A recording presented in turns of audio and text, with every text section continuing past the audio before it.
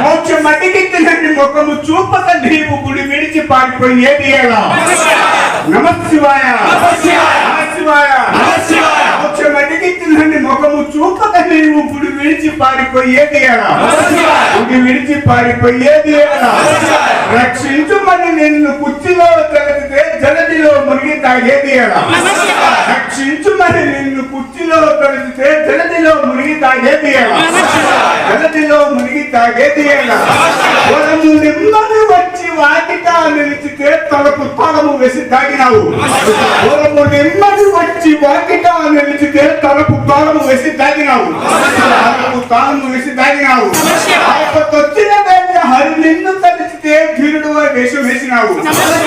వచ్చిన వేళ